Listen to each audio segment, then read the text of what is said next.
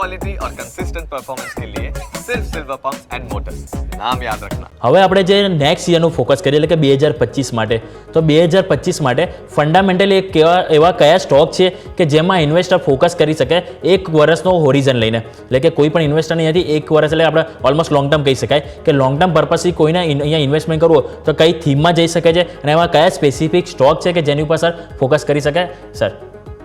Okay, next યરની વાત કરીએ તો તમે શોમાં શરૂઆતમાં વાત કરેલી હતી કે આઈટી સેક્ટર પર આજે એક્સપેક્ટેશન હતી, જે પ્રમાણે આઈટી સેક્ટર અને વધારે પડતા આપણે આઈટી સેક્ટરનો જો રિપોર્ટ વાંચીએ રેટિંગ એજન્સીને તો વધારે પડતી રિસર્ચ ફર્મ પણ આઈટી સેક્ટર પર બુલિશ છે. અને જે પ્રમાણે આઈટીનો આપણે યુઝ વધી રહ્યો છે કે ચેટ જીપીટી છે, એ પ્રમાણે મને દેખાય છે ત્યાં સુધી 2025 આઈટી માટે ખૂબ સારું રહેશે. એક તો જે કરન્સીમાં ડેપ્રિશિએટ થાય છે એ પણ એને આઈટી સેક્ટરને બેનિફિટ થવાનું છે. અને જે પ્રમાણે હવે આઈટી સેક્ટરમાં જે યુએસમાં પણ ગવર્મેન્ટ ચેન્જ થઈ રહી છે તો આઈટી સેક્ટરમાં હજી પણ નવા ઇનોવેશન્સ આપણને જોવા મળી શકે છે.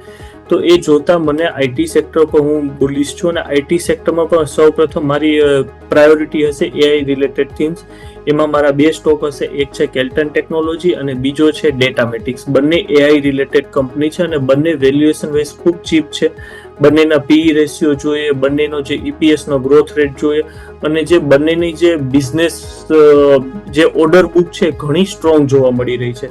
એટલે એ બે સ્ટોક્સ હું રેકોમેન્ડેડ કરીશ. અને બીજું જે મને સેક્ટર જે અત્યારે પણ અંડર વેલ્યુ દેખાય છે એ છે ફાર્મા સેક્ટર. આપણે જોઈ શકીએ છીએ કે આજે 2-3 દિવસનો માર્કેટમાં ફોલ આવેલો છે પણ ફાર્મા સેક્ટરે સારું એવું પરફોર્મ કરેલું છે. ચાહે ડોક્ટર રેડી છે, સિપ્લા છે, ઝાયડસ છે, લુપિન છે, તો ફાર્મા સેક્ટર પર 2025માં સારું પરફોર્મન્સ આપી શકે છે. અને જે ત્રીજું સેક્ટર છે મારા મતે એ છે એનર્જી રિલેટેડ સેક્ટર કે જેમાં અત્યારે કન્ટિન્યુ પ્રોફિટ બુકિંગ જોવા મળે છે.